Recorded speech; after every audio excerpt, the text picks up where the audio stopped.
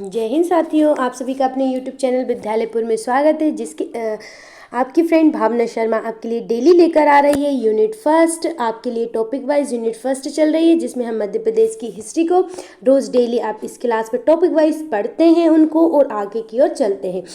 हमारा अभी हिस्ट्री में आपकी हिस्ट्री चल रही है। हिस्ट्री में मध्य प्रदेश का ये इतिहास चल रहा है। इतिहास में अभी हम क्या देख रहे हैं, तो अभी हम मध्य प्रदेश के इतिहास में मध्य प्रदेश की संस्कृति देख रहे हैं। मध्य प्रदेश की इतिहास हो चुका है। अब मध्य प्रदेश के आज राजवंश आखिरी है, आज राजवंश खत्म हो जाएंगे हमारे, और कल से हमारा नया टॉपिक स्वतंत्रता आंदोलन में मध्य प्रदेश का जो भी योगदान है वो स्टार्ट हो जाएगा। कल से हमारा ये वाला टॉपिक स्टार्ट हो जाएगा। इसलिए आज जो कोई भी नए स्टूडेंट हमारी क्लास में देख रहे हैं, हमारे चैनल पर जुड़े हैं, प्लीज़ हमारे चैनल को सब्सक्राइब कीजिएगा, क्लास को लाइक कीजिएगा, शेयर कीजिएगा। तो चलिए हमारे अभी जो टॉपिक आज लास्ट है उसको हम देख लेते हैं, उसकी ओर चलते हैं। तो आज का हमारा टॉपिक है कलचुरी वंश या चेदी वंश। तो हमारा लास्ट राजवंश है, कल से हमारा नया टॉपिक स्टार्ट हो जाएगा। तो चलिए आज हमारा जो टॉपिक है हम उसको देखते हैं और उसमें आगे की ओर चलते हैं। अब हम कलचुरी और चेदी वंश, कलचुरी को ही चेदी वंश कहा जाता है। चेदी वंश क्यों कहा जाता है आगे आपको पता चल जाएगा, क्योंकि चेदी वंश जो त्रिपुरी की कलचुरी हैं उनको कहा जाता है। तो चलिए हम सबसे पहले कलचुरी वंश को स्टार्ट कर देते हैं। तो कलचुरी वंश की जो प्रमुख चीज़ है उनके बारे में देख लेते हैं। सबसे पहले कलचुरी वंश जो है वो 3 शाखाओं में था। कितना? कलचुरी वंश कितनी शाखाओं में था? कलचुरी वंश की 3 शाखाएं थी। कितनी थी? कलचुरी वंश की 3 शाखाएं थी, जिनमें से आपको तीनों शाखा के नाम लिख देती हूँ, जो मध्य प्रदेश में 2 प्रमुख हैं, है ना। तो चलिए अपन लिखते हैं। सबसे पहले आएगा माहिष्मती, है ना। सबसे पहले आएगा आपका माहिष्मती के कलचुरी। कौन से आएंगे आपके? माहिष्मती के कलचुरी आएंगे। माहिष्मती हम बोल सकते हैं जैसे आपका महेश्वर, क्या बोलेंगे इसे? महेश्वर। माहिष्मती की कलचुरी यानी महेश्वर। फिर हम आगे की ओर जाएंगे, तो फिर आगे हमारा कौन से आएंगे? चलिए अब आगे सेकंड वाला लिखते हैं हम। अब हमारे सेकंड आएंगे तो उनका नाम है त्रिपुरी।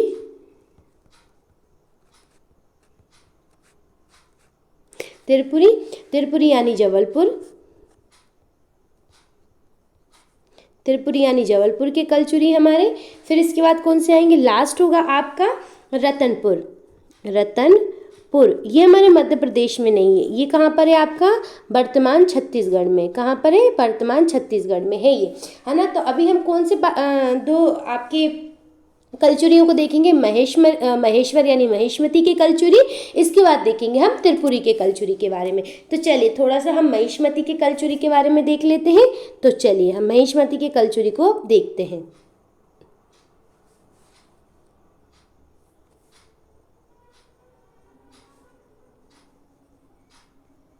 चलिए मैं आपके लिए लिख देती हूँ महेशमती के कलचुरी।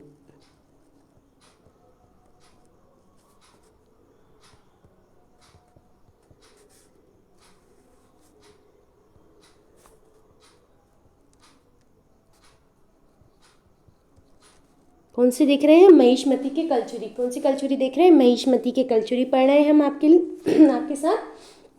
तो चलिए अब इसके बारे में जो भी इंपॉर्टेंट फैक्ट है हम उनको देख लेते हैं। सबसे पहले महेशमती के कलचुरी जो था वो प्राचीन जो था हेय वंश की एक शाखा है। जो प्राचीन हमने हेय वंश पढ़ा है, प्राचीन हेय वंश, कौन सा वंश पढ़ा था हमने? हेय वंश। उसकी एक ये शाखा है ना, हेय वंश की शाखा है। क्या है ये? प्राचीन जो हेय वंश है उसकी ये एक शाखा है ना। इसे इसके अनुसार क्या बताया, इनकी पहली राजधानी क्या थी? तो इनकी पहली राजधानी, है ना, अपन लिख लेते हैं इनकी पहली राजधानी। पहली राजधानी क्या थी इनकी? तो इनकी पहली राजधानी थी आपकी, है ना, क्या नाम था उसका? त्रिशूर।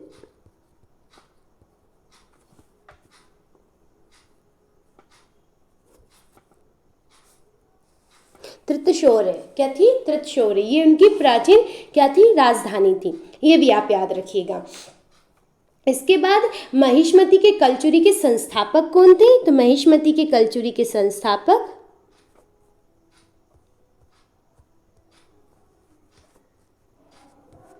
तो महिष्मति के कलचुरी के संस्थापक यानी इस जो कलचुरी वंश था इसके संस्थापक कौन थे? तो इसके संस्थापक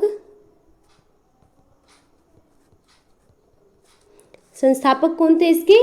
कृष्णराज। कौन थे? कृष्णराज। ये इसके संस्थापक थे। क्या थे? इसके संस्थापक थे। कृष्णराज जो थे वो इसके संस्थापक थे, है ना। तो चलिए अब आगे की ओर देखते हैं। अब यहाँ पे जो कृष्णराज थे इनके बाद कौन बने थे? शंकरगण बने थे, है ना। इनके बाद कौन बने थे? कृष्णराज के बाद, है ना। कृष्णराज के बाद कौन बने? तो कृष्णराज के बाद आपके, मैं लिख देती हूँ यहाँ पे, कृष्णराज के बाद कौन राजा बने थे आपके? शंकरगण। कौन बने थे?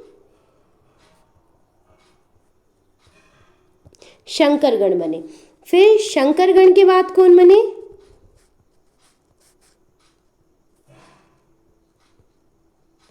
शंकरगण के बाद बने आपके बुद्धिराज। शंकरगण के बाद कौन बने? बुद्धिराज। शंकरगण के बाद बने आपके बुद्धिराज। उसके बाद बुद्धिराज के, है ना, बुद्धिराज के बाद कौन बने फिर आपके? तो अब बुद्धिराज ने, देखिए सबसे पहले मैं इनके बारे में बता देती हूँ आपको बुद्धिराज के बारे में। बुद्धिराज को चालुक्य जो नरेश थे मंगलेश ने मार दिया था। क्या करा था बुद्धिराज को? तो चालुक्य जो नरेश थे बुद्धिराज को क्या करा? चालुक्य नरेश, है ना। मैं यहाँ लिख देती हूँ हैशटैग डालकर, बुद्धिराज को चालुक्य नरेश, चालुक्य राजा कौन थे? मंगलेश।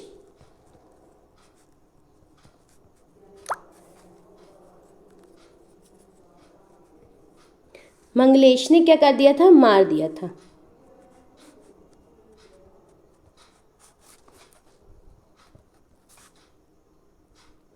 चालुक्य राजा मंगलेश ने क्या कर दिया था? इनको मार दिया था। ये आप याद रखिएगा, है ना। चलिए अब फिर इनने क्या कर लिया था? फिर त्रिपुरी पे क्या कर लिया था? अधिकार। जो मंगलेश से इनने क्या कर लिया था? तो मंगलेश ने त्रिपुरी पर अधिकार कर लिया था। मंगलेश ने क्या कर लिया था? तो मंगलेश ने त्रिपुरी पे क्या कर लिया था? अधिकार कर लिया था ना। तो मंगलेश ने, ये मंगलेश है, इनने क्या करा था फिर? त्रिपुरी पर इनने त्रिपुरी की, माफ़ कीजिएगा, मंगलेश की मार दिया। फिर इनके बाद इनकी जो एक शाखा थी, है ना, इसके बाद इनकी जो शाखा थी, मैं सही से लिख देती हूँ उनके बाद, है ना।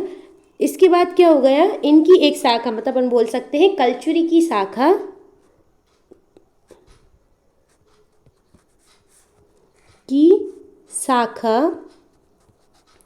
कहाँ पर? कलचुरी की शाखा कहाँ पर आ गई थी? त्रिपुरी पर आ गई, त्रिपुरी में आकर बस गई, है ना। कहाँ पर आकर बस गई? त्रिपुरी में आकर बस गई। कौन सी? आपकी जो महिष्मति की जो थी ना, महिष्मति की जो शाखा थी उसमें जो बुद्धिराज थे इनकी मृत्यु हो गई, इनकी मृत्यु हो गई थी। इनकी जब मृत्यु हुई उसके बाद मार दिया गया, उन्हें मार के भगा दिया गया।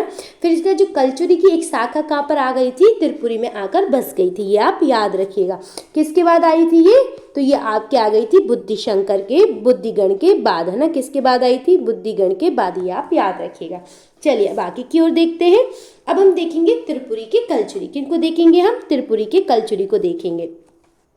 तो चलिए अब हम त्रिपुरी के कलचुरी को शुरू कर देते हैं।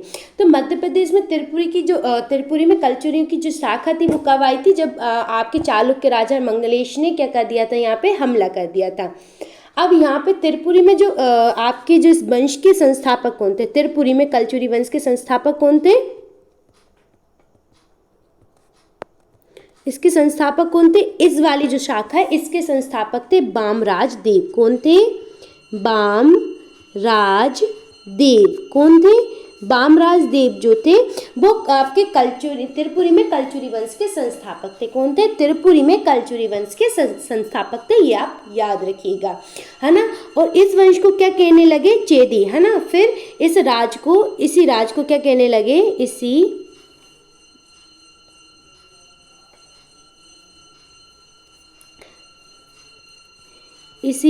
राज को इसी राज को क्या कहने लगे? चेदी। क्या कहने लगे? चेदी कहा, है ना, चेदी कहने लगे। इस राज को क्या कहने लगे? फिर चेदी कहने लगे, है ना। बामराज देव द्वारा जो इसकी स्थापना की गई थी वो कहाँ की गई थी? डलहल प्रदेश में, है ना। कहाँ की गई थी?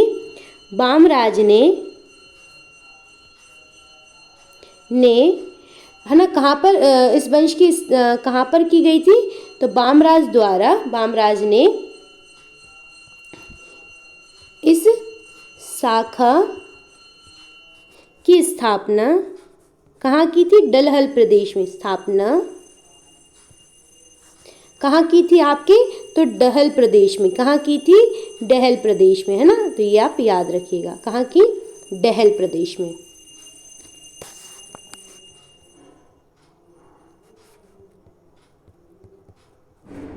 है ना, इसमें कहाँ की गई थी? डहल क्षेत्र में इसकी स्थापना की गई थी। कहाँ पर की गई थी? डहल क्षेत्र में इसकी स्थापना की गई थी, है ना। ये आप याद रखिएगा। चलिए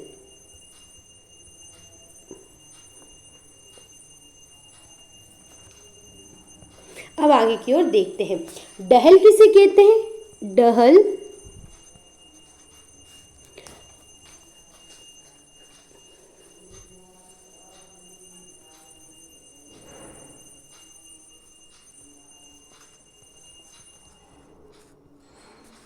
डहल क्षेत्र कहाँ पर था? तो इसके बारे में देख लेते हैं। तो डहल क्षेत्र जो था वो आपके नर्मदा यमुना के बीच का जो क्षेत्र था, है ना। नर्मदा व यमुना के बीच का जो क्षेत्र था वो क्या था? डहल प्रदेश का बीच का क्षेत्र क्या कहलाता था आपका? डहल प्रदेश कहलाता। नर्मदा यमुना के जो बीच का क्षेत्र था वो क्या कहलाता था? डहल प्रदेश कहलाता था। क्या कहलाता था? डहल प्रदेश कहलाता था। ये आप याद रखिएगा। तो ये कहाँ पर पढ़ा हमने? तो ये हमने पढ़ा त्रिपुरी के कलचुरी के बारे में। कहाँ पढ़ा? आपके त्रिपुरी के कलचुरी के बारे में। चलिए अब आगे हम चलते हैं। इसके बाद हमारे आ जाते हैं कोकल प्रथम। कौन आ जाते हैं? कोकल प्रथम आ जाते हैं। कोकल प्रथम के समय कलचुरी की शक्ति का क्या हुआ था? उत्थान हुआ था। जो कोकल प्रथम थे ना, इनके समय क्या हुआ? त्रिपुरी की जो आपकी कलचुरी जो वंश थे, कलचुरियों की शक्ति का क्या हुआ था? कि शक्ति का उत्थान हुआ था। क्या हुआ था? शक्ति का उत्थान, है ना। क्या हुआ? शक्ति का क्या हुआ था? उत्थान हुआ था। त्रिपुरी की जो कलचुरी हैं उनकी शक्ति का उत्थान हुआ था। इनका विवाह किसके साथ हुआ था? तो इनका विवाह मतलब जो आपके कोकल का विवाह, है ना, इनका विवाह किसके साथ हुआ था?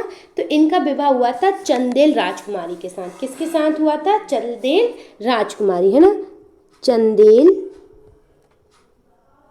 राजकुमारी।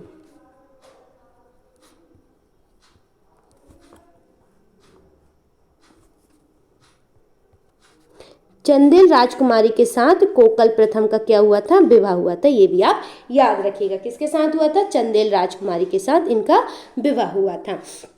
इनका एक पुत्र था। इनका क्या था? इनका जो पुत्र इनके क्या थे? इनके 18 पुत्र थे। इनके कितने पुत्र थे? तो इनके 18 पुत्र थे।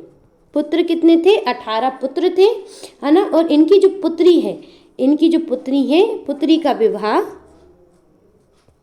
है ना। पुत्र तो 18 थे। पुत्री का विवाह, इनकी जो पुत्री है, पुत्री का विवाह किसके साथ हुआ था? राष्ट्रकूट राजा के साथ। किसके साथ हुआ था? राष्ट्रकूट राजा। क्या नाम था इनका? राष्ट्रकूट राजा का कृष्ण सेकंड। राष्ट्रकूट राजा थे कृष्ण सेकंड। उनके साथ इनका क्या हुआ था? विवाह हुआ था। उनके साथ क्या हुआ था? इनका विवाह हुआ था, है ना। ये जो सेकंड थे उनके साथ इनका विवाह हो गया था। चलिए अब आगे की ओर देखते हैं। इनके पुत्र थे, है ना। इनके बाद इनके पुत्र शासक बने। इनके पुत्र का नाम क्या था? पुत्र कौन बने? मुगंद तुंग। कौन बने थे? मुगंद मुगध तुंग, है ना, मुगध तुंग। मुगध तुंग जो है वो इसके इनके बाद क्या बने थे, राजा बने, यानी शासक भी बोल सकते हैं आप, राजा भी बोल सकते हैं। ये इनके बाद राजा बने थे। अब जो मुगंद तुंग जो थे, इनके बड़े बेटे मुगंद तुंग जो थे, तो पहले लिख देती हूँ मैं यहाँ पर आपके लिए। मुगंग तुंग जो थे, इनके बड़े बेटे का नाम क्या था, बड़े बेटे का नाम था इनके, तो इनका नाम था बाल हर्ष। कौन थे, बाल हर्ष। क्या नाम था, बाल हर्ष, है ना। राजा बने, बाल हर्ष क्या हुए, राजा बने। बाल हर्ष के बाद कौन बने, बाल हर्ष के बाद इनके ये आपके मुगध तुंग है, इनके छोटे बेटे। फिर इनके बाद, है ना, बाल हर्ष के बाद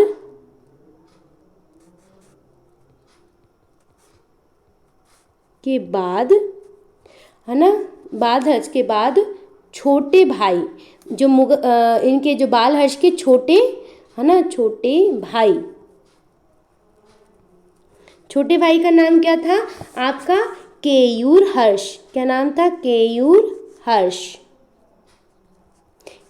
हर्ष राजा बने। केयूर हर्ष क्या बने, फिर राजा बने, है ना। फिर कौन बने, केयूर हर्ष राजा बने।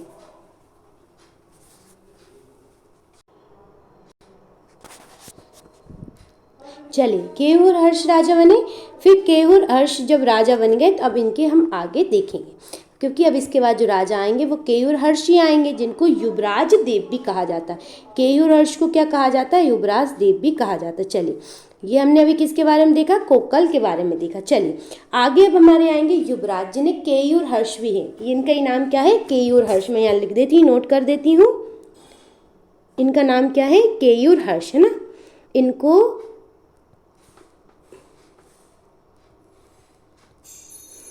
केयूर हर्ष, इनको ही क्या कहा जाता है, केयूर हर्ष कहा जाता है।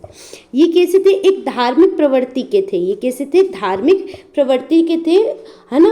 और इनने क्या करा था, साहित्य, जो साहित्य होते हैं, जो लिखित साहित्य, हमारे इतिहास जो है उसके बारे उसको आश्रय दिया था। इन्हें अपन बोल सकते हैं का बड़ा आश्रयदाता थे, कि बड़ा आश्रयदाता, मतलब इनके बारे में ये बहुत अच्छे सजेज के रखना उन चीज़ों को, इतिहास के बारे में, हमारी जो बुक्स है, ग्रंथ हैं, उनको अच्छे से रखना। तो ये कैसे थे, धार्मिक प्रवृत्ति के थे, और जो साहित्य का बड़ा आश्रयदाता भी इनको कहा जाता है।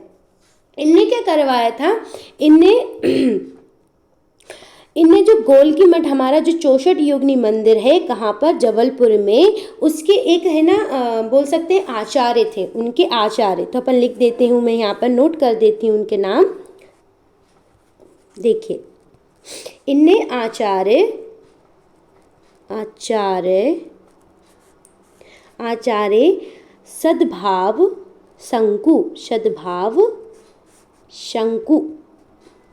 सद्भाव शंकु को 3 लाख, है ना, कितनी, 3 लाख गांवों की क्या दी थी, गांवों की क्या दी इनने, जागीरदारी।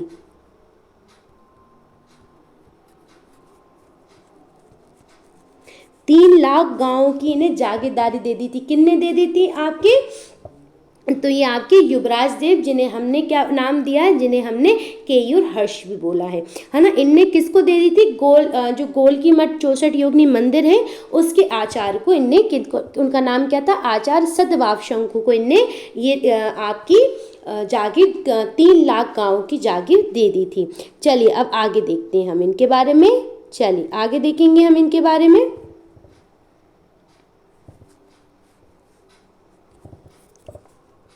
चल आगे क्या है, इनकी पत्नी का नाम था नोहला। क्या नाम था, पत्नी का नाम क्या था, नोहला।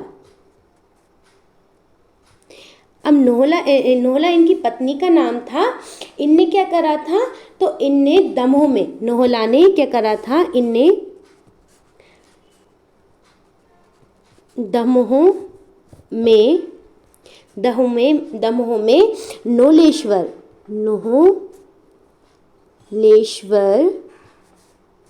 शिव मंदिर।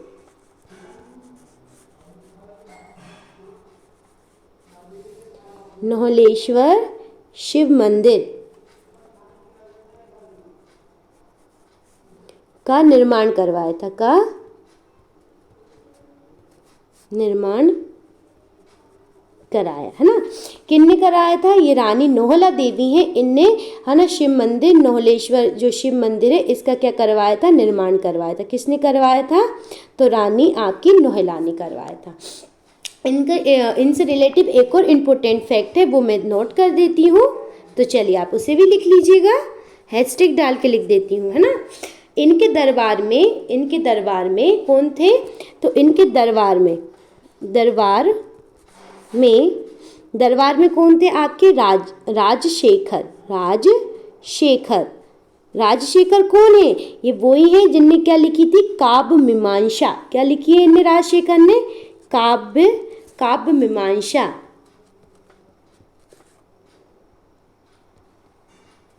काव्य मीमांसा किसने लिखी है? राजशेखर ने लिखी है। काव्य मीमांसा किसने लिखी है? ये राजशेखर ने लिखी है काव्य मीमांसा। और एक और थे इनके दरबार में, तो एक इनके दरबार में बुद्धिमान मंत्री थे। कौन थे? बुद्धिमान मंत्री। एक इनके में बुद्धिमान मंत्री थे। इनका नाम क्या था ये बुद्धिमान मंत्री जी का? तो इनका नाम था, इनके बुद्धिमान मंत्री का नाम था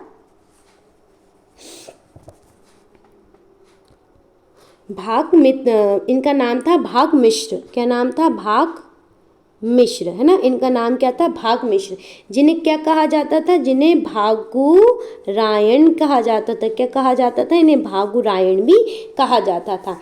तो ये इनके बारे में इंपॉर्टेंट फैक्ट हैं जो हमने अभी देख लिए। ये किसके बारे में है?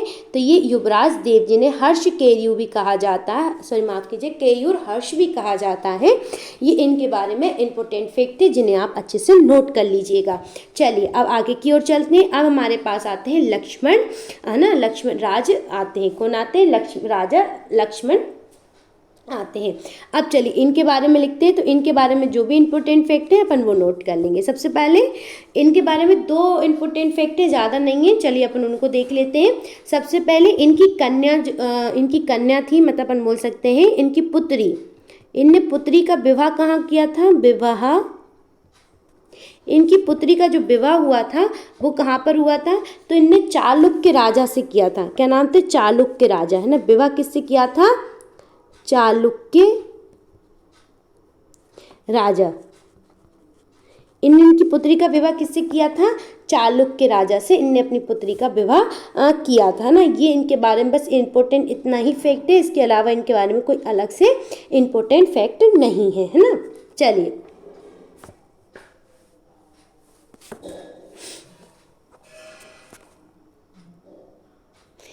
और इनने एक और इनके बारे में छोटा सा फैक्ट और लिखिएगा, मैं वो नोट कर देती हूँ। इनने क्या करा था? जो कल्याणी के चालुक्य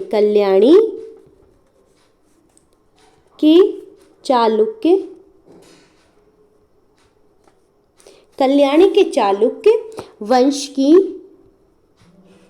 की पुनः स्थापना की थी।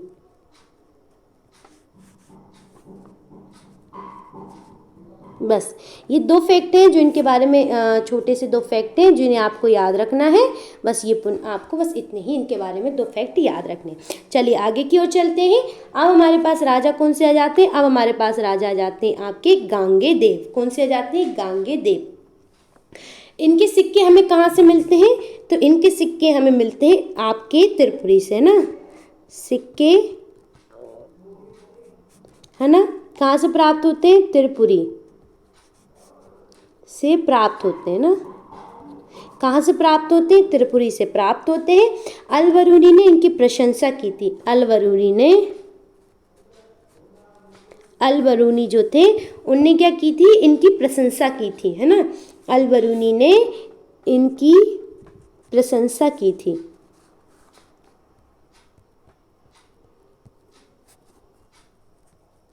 अलवरूनी क्या की थी, इनकी प्रशंसा की थी अलवरूनी ने, है ना। ये वही है, इनने क्या करा था, ये वैसे सभी से जीतते, ये राजा जो थे, है ना, इनके क्या है, अनेक राजाओं से इनने विजय प्राप्त की थी, है ना।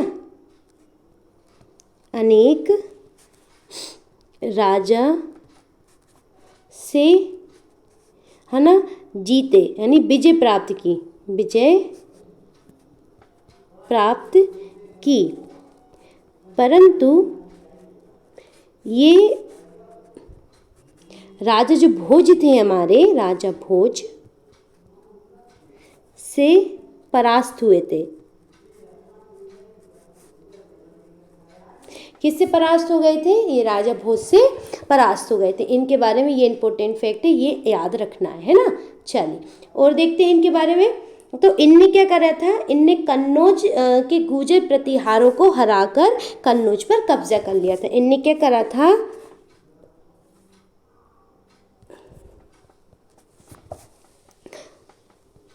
कन्नौज के गुर्जर प्रतिहार को हराकर कन्नौज पर क्या कर लिया था, कन्नौज पर अधिकार कर लिया था। पर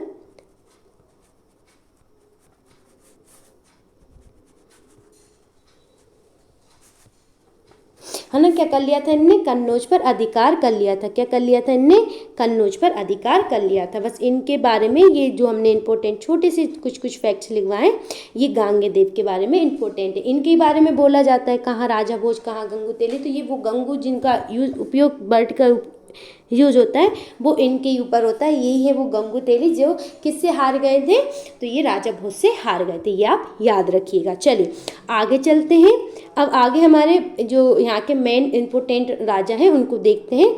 इनका नाम है लक्ष्मीकर्ण। क्या नाम है इनका, लक्ष्मीकर्ण इनका नाम है। तो चलिए हम लक्ष्मीकर्ण के बारे में देख लेते हैं।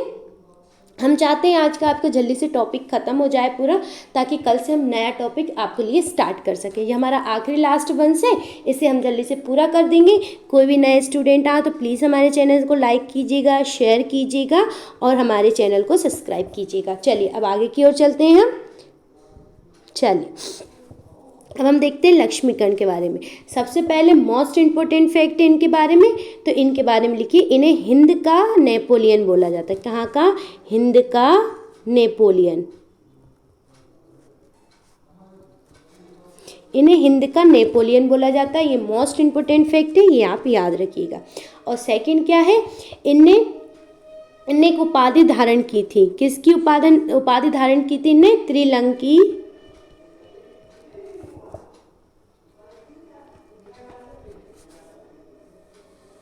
किसकी उपाधि धारण की थी, कलिंगाधिपति की। किसकी उपाधि धारण करी थी, त्रिकलिंगाधिपति की उपाधि इनने धारण की थी। ये भी आप याद रखिएगा, है ना। ये इनने अब इनने ये धारण क्यों कर थी, क्योंकि ये कलचुरी के सबसे प्रतापी शासक थे। ये कौन थे, कलचुरी के सबसे प्रतापी शासक थे। ये क्या थे, ये कलचुरी के सबसे प्रतापी शासक थे ना।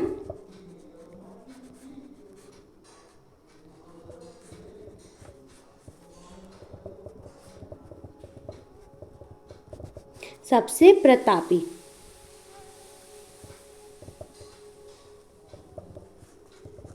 ये कलचुरी के सबसे प्रतापी शासक थे। कौन आपके, तो लक्ष्मीकर्ण, है ना। कौन थे सबसे प्रतापी शासक थे आपके, लक्ष्मीकर्ण। इनके बारे में ये याद रखिएगा। फिर लक्ष्मीकर्ण थे, इनने है ना कलिंग तेलंगाना पर विजय प्राप्त की थी। इसके बाद इन्हें त्रिकलिंगाधिपति की उपाधि इनको मिली थी।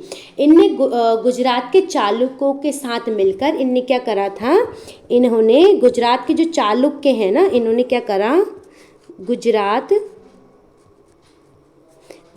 के चालुक्य के साथ मिलकर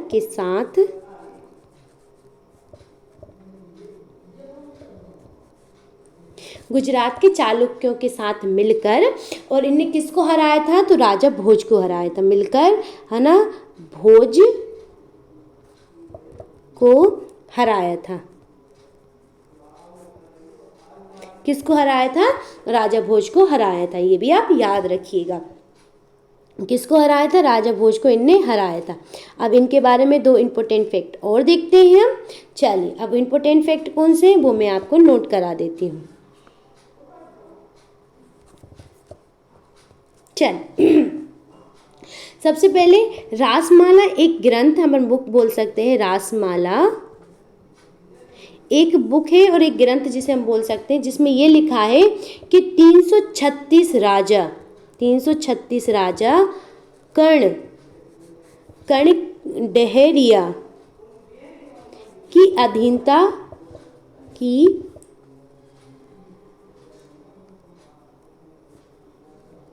अधीनता मानते थे। इनकी क्या मानते थे? अधीनता मानते थे, ये आप याद रखिएगा। अब इनके बाद क्या हुआ? इनके बाद जो आपके कलचुरी जो आपके शासन है, इसका क्या होने लगा था? धीरे धीरे पतन होने लगा था, है ना। इनके बाद क्या हुआ? तो इसके बाद कलचुरी शक्ति का पतन होने लगा था ना। इसके बाद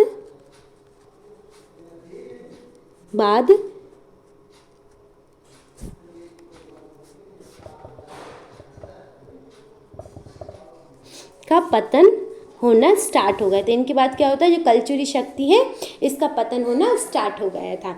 और इस पर फिर इनके बाद क्या हो गया था? मालवा पे, मतलब अपन बोल सकते हैं इस वंश पर मुस्लिम राज्य शासन स्थापित हो गया था ना। इस राज्य पर मुस्लिम राज्य स्थापित, इस राज्य पर मुस्लिम राज्य स्थापित हो गया। क्या हो गया था? इस राज्य पर मुस्लिम राज्य स्थापित हो गया, ये आप याद रखिएगा। तो हमने किसके बारे में देखा? तो हमने देखा आपका लक्ष्मीकर्ण के बारे में ना। किसके बारे में देख रहे थे अभी हम? तो हम देख रहे थे लक्ष्मीकर्ण के बारे में। किसके बारे में देख रहे थे? लक्ष्मीकर्ण के बारे में देख रहे थे, ये आप याद रखिएगा। चलिए, अब इसके कुछ महत्वपूर्ण इंपॉर्टेंट फैक्ट थे 2-3, अपन उनके बारे में देख लेते हैं, फिर इसके बाद हमारी क्लास आज पूरी हो जाएगी। तो चलिए फटाफट हम हमारे जो इंपॉर्टेंट फैक्ट हैं उनको देख लेते हैं एक बार। सबसे पहले इंपॉर्टेंट फैक्ट में हम देखते हैं, तो गांगे देव थे, जिन्हें हम गंगू बोल रहे थे। गांगे देव ने क्या करा था? लक्ष्मी प्रकार के, किस प्रकार के? लक्ष्मी प्रकार के स्वर्ण सिक्के चलाए थे। क्या कराए थे? स्वर्ण सिक्के, है ना। स्वर्ण सिक्के चलाए, है ना। कहाँ चलाए? क्या करें? इनने लक्ष्मी प्रकार के स्वर्ण सिक्के चलाए, है ना। और लक्ष्मीकर्ण का विवाह किसके साथ हुआ था? तो लक्ष्मीकर्ण का विवाह, ये इंपॉर्टेंट फैक्ट में है ना। लक्ष्मीकर्ण का विवाह लक्ष्मीकर्ण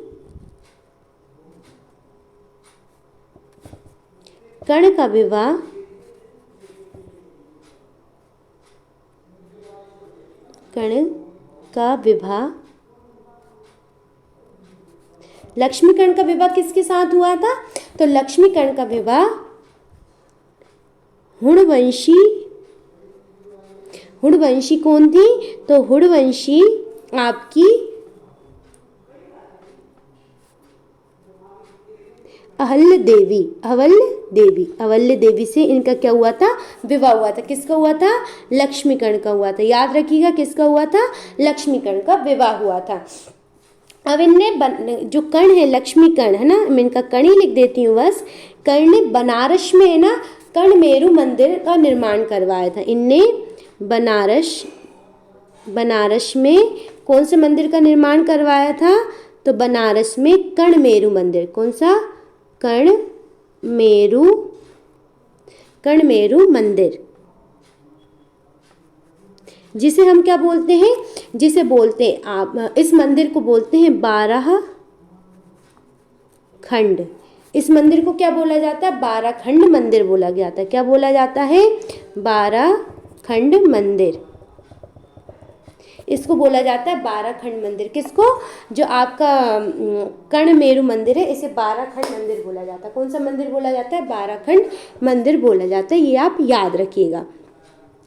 अब इनने अब कर्ण ने ही क्या करवाया था? कर्ण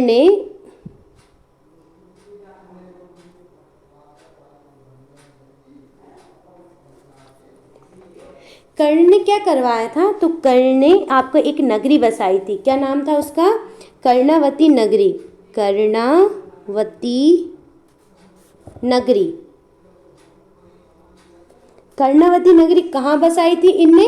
तो कर्णावती जो नगरी है इनने माफ कीजिएगा, कर्णावती नगरी जो है वो जबलपुर के पास है ना बसाई थी। कहाँ बसाई थी? जबलपुर में। कहाँ बसाई थी? जबलपुर में बसाई थी। और अमरकंटक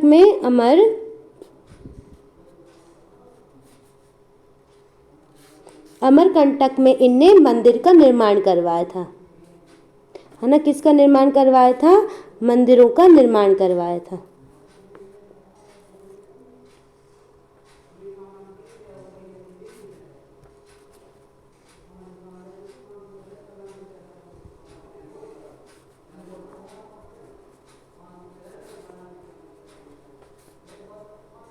है ना, मंदिरों का निर्माण कराया था। कहाँ कराया था इनने? तो ये आपके अमरकंटक में कराया था। कहाँ कराया था? अमरकंटक में मंदिरों का निर्माण करवाया था। ये भी आप याद रखिएगा। चलिए अब अपन लास्ट फैक्ट और देख लेते हैं। इसका लास्ट फैक्ट है आपका कि इस वंश के आखिरी राजा कौन थे? तो इस वंश के अंतिम राजा कौन थे? अंतिम राजा। क्या नाम था इनका? विजय सिंह। विजय सिंह कौन हुए? ये आपके कलचुरी वंश के अंतिम राजा हुए। विजय सिंह कौन हुए? कलचुरी वंश के अंतिम राजा हुए। ये भी आप याद रखिएगा। तो जो हमने इंपॉर्टेंट कुछ फैक्ट देखे इन्हें भी आप अच्छे से नोट कर लीजिएगा और इन्हें लिख लीजिएगा। इनके लिख के ज़रूर रखिएगा, आपके नोट्स बनाइएगा, ताकि हम आपको टॉपिक वाइज सब कुछ लिखवा दिया है। और कोई नए स्टूडेंट हो तो वो हमारी चैनल पर जाकर प्लेलिस्ट है मध्य प्रदेश के इतिहास की चल रही है, जिसमें हमने मध्य प्रदेश का परिचय, मध्य प्रदेश का गठन और मध्य प्रदेश की हिस्ट्री पूरी पढ़ा दी है। जो 14 क्लासों में है आपकी मध्य प्रदेश की हिस्ट्री, इसे आप पूरे देख लीजिएगा। और आप इसे चाहें तो जल्दी जल्दी देख सकते हैं, उनको समझ सकते हैं, उनको नोट कर सकते हैं और उनको पूरे टॉपिक वाइज आप उन्हें लिख सकते हैं। कल से हमारा नया टॉपिक स्टार्ट हो जाएगा।